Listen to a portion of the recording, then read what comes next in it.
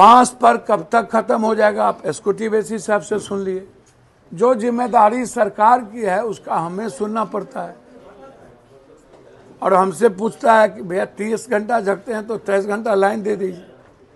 ये जो लाइन है, अगले बार भी पोल पूर्णिया में हम अपने ही पैसे से, पप्पू यादव का ही पोल लगा हुआ है पूरे पूर्णिया में, 95 के दशक में कोई सरकार ने नहीं दिया था। और लगातार हम टच में रहते हैं, हमारे प्रतिनिधि भर रात जगे रहते हैं। जहां से भी मैसेज जिस बच्चे का आता है उसको रिस्पॉन्स मिलता है। मैंने कहा है कि मानव बल और बिजली मिस्त्री को ट्रांसफर करिए किसी भी कीमत। आपके सामने बातचीत हुई है, एसडीओ साहब और जूनियर इंजीनियर साहब के व्यवहार सबके साथ, पब्लिक और जनप्रतिनिधि के साथ कैसा हो, इस पर बातचीत हुई है। भवानीपुर में जमीन नहीं मिली, जहां जहां जमीन ग्रिड की जरूरत है उसको करें। नगर पंचायत जितना है उस पर 15 दिनों के अंदर हम वर्किंग कर रहे हैं कि बिजली नहीं जाना चाहिए। और पूर्णिया टाउन लास्ट इन्होंने 15 दिन का दिया है। और हम डीएफओ से बात करेंगे, पैर कटने के कारण रात रात भर बिजली नहीं रहती। तो जब पूर्णिया टाउन की स्थिति होगी तो उस पर नहीं चलेगा। जो फीड किसान का जो ट्रांसफार्मर है वो कंज्यूमर से ना जोड़ा जाए, बिल्कुल उसको अलग किया जाए ताकि लोड ना रहे। भवानीपुर रुपौली पर काम चल रहा है, 1 से 1.5 महीने 2 महीने के अंदर भवानीपुर में प्रॉब्लम नहीं होगी। उस तरह श्रीनगर पर भी 1-1.5 महीना के अंदर काम पूरा क्लियर हो जाएगा। जलालगढ़ और श्रीनगर पूरा क्लियर हो जाएगा। कोरा की भी स्थिति पर उसी चर्चा हुई, कोरा और फलका को लेकर, रानी पत्रा को लेकर के चर्चा हुई। तो मैं समझता हूं कि बिहार सरकार और विपक्ष के डिप्टी सीएम गाली गलौज में रहिएगा तो क्या होगा। जनता की सुन लीजिए, जहां कटता है उसकी सुन लीजिए, जहां बिजली नहीं है उसकी सुन लीजिए। 2500 मेगावाट बिजली की जरूरत थी भैया, उसका चुप करवाइए तो। और 4500 मेगावाट इस गर्मी में लग गई। गर्मी भीषण होने के चलते एक प्रॉब्लम हुआ। दुर्घटना ही नहीं, ये मर्डर है। दारू पीकर के सहरसा या सुपौल की गाड़ी है। एफआईआर कमजोर किया गया है सदर थाना में। आईजी साहब से बातचीत भी, उन्होंने आश्वासन दिया है कि कोई मरम्मत नहीं होगी। सदर अस्पताल में भी ज्यादती की गई। और जब 4 दिन तक न्याय नहीं मिला तो जो लड़का बहुत लोकप्रिय था हिंदू मुसलमान सभी में, सभी लोग उस लड़के के लिए कैंडल मार्च निकाले जिसमें माँ, बेटी, बहन सब थी। और ये कौन सा रूल है, कैंडल मार्च निकालने का अधिकार तो सभी को है। लोकतंत्र में इस आज़ादी को कौन छीनता है। ना तो किसी गाड़ी को टच किया, ना किसी को गाली गलौज किया, ना ही कोई पत्थर चली, रोड़ा चले। कैंडल मार्च के समय में आरंसा चौक पर जो कैंडल जितना देर हाथ में लेकर के प्रदर्शन किया गया, एसडीओ साहब, एसपी साहब आकर के आश्वासन दिए कि न्याय मिलेगा, ये लोग छोड़ दिए। और 2 दिन के बाद इन्हीं लोगों पर केस कर दिया। इससे बड़ा ज्यादती क्या हो सकती है। ये जुल्म है। हम 10 लाख का मुआवजा की मांग किए हैं सरकार से। आईजी साहब से मैंने कहा कि गलत तरीके से केस हुआ है, तो इसीलिए मैं आते ही एयरपोर्ट को, जो 30 तारीख लास्ट अगस्त मैंने मंत्री जी से मिलकर कहा है, एप्रन वाले अभी तक काम शुरू नहीं किए, उसकी भी इंक्वायरी की मांग किया हूं।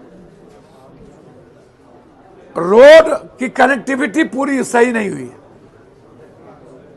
और बाउंड्री किसी भी कीमत पर अविलंब हो। और वहां कुछ लोगों को मुआवजा नहीं मिली, जिसको हम 10-10 हजार अभी दिए, जबरदस्ती 5 घर को निकाल दिया था, तो सबको 10-10 हजार रुपया हमने मुआवजा दे दिया। हम कमिश्नर साहब से बात किए हैं, क्या 52 एकड़ वाले को नहीं मिली है? तो इसीलिए मेरी जो प्राथमिकता बिजली, रेल, आप देखिए ही आज एनएच में स्वीकृति मिल गई कई। तो सीमांचल कोसी का जो सपना था पूर्णिया का, यहां की जनता पूरे देश में 3 साल के अंदर हर शहर से जुड़ जाए। इंडिगो की उड़ान दिल्ली, बेंगलोर और आंध्रा, ये शुरुआत हो जाएगी। पूर्णिया दुनिया में नंबर 1 करने का जो निर्णय था पप्पू यादव का वादा, जिसमें एयरपोर्ट, आपने देख ही लिया क्वेश्चन का जवाब, आपने रेलवे का, एनएच का, और आज सभी जनप्रतिनिधि के साथ हमने बैठक की, हर पंचायत की बात आई। इसलिए मैं लगातार लगा हुआ हूं। जो 4 वादे थे पप्पू यादव के, उसमें एक वादा भ्रष्टाचार था जो हम नहीं कर पाए हैं, वो 3 महीना के बाद मिटा देंगे उसको जड़ से। एक दूसरा, अस्पताल डॉक्टर अभी तक नहीं सुधरा है, ये मैं स्वीकार कर रहा हूं। उसके लिए भी कोई कानून बनवाऊंगा, ये मैं वादा करता हूं। 3 महीने के बाद उसको भी खत्म करें। और जो रेल, एनएच और एयरपोर्ट और बिजली मेरे वादे थे, ये चारों पर हमने 1 साल के अंदर हमने उस वादे को पूरा किया है। बिजली 15 दिनों के बाद नगर में आपको नहीं कटेगी। इस मीटिंग का लबो लबाब मानव बल, मिस्त्री और जूनियर इंजीनियर से। बांस पर कोई पोल नहीं रहेगा। जमीन नहीं मिलने के चलते कई ग्रिड नहीं बन पाए हैं। हम डीएम साहब, कमिश्नर साहब से बात करेंगे, अपने स्तर पर भी भवानीपुर और रानी पत्रा की जमीन उपलब्ध कराएंगे। धन्यवाद। जाए एसडीओ साहब के आश्वासन का भी वीडियो मैंने भेज दिया है। और ये तो नहीं चलेगा, ये जुल्म है। कानून के आड़ में ये अहंकार, ये हिटलर शाही, इन लोगों से अपराधी तो पकड़ाता नहीं, अपराधी का इनकाउंटर होगा नहीं, माफियाओं का इनकाउंटर होगा नहीं। आम आदमी पर ये लोग ज्यादती करते हैं, मिडिल क्लास पर, कॉमन लोगों पर। ये नहीं चलेगा। हम बार बार कहते हैं कि पटना में भी मैंने कई बार कहा कि अपराधियों को मिटा दो, खत्म करो। अपराधी को जिंदा रहने का राइट नहीं होनी चाहिए। जो आतंक पैदा करता है किसी भी जाति धर्म पर, वो नहीं चलेगा। लेकिन अपराधी को ये लोग दामाद के तरफ आसते हैं, नेताओं का घर परिवार चलाता है और आम आदमी पर जुल्म करते हैं ये लोग। कानून का ये लोग ध्वंस दिखाता है। तो हम आईजी साहब से मांग किए हैं। आईजी साहब ने कहा मैं फैसला करूंगा।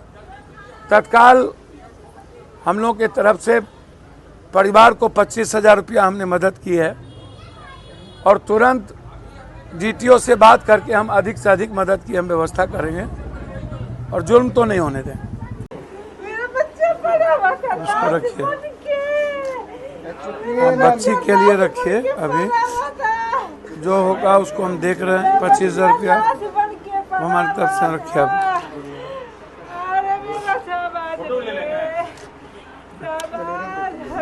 भैया इंसाफ दिलाइए, भैया इंसाफ दिला दिए भैया। केस को खत्म करवा दिए। मेरे हम करते हैं। आप उसके चाहने वाला बच्चा लोग गया था। आप चिंता ना करें।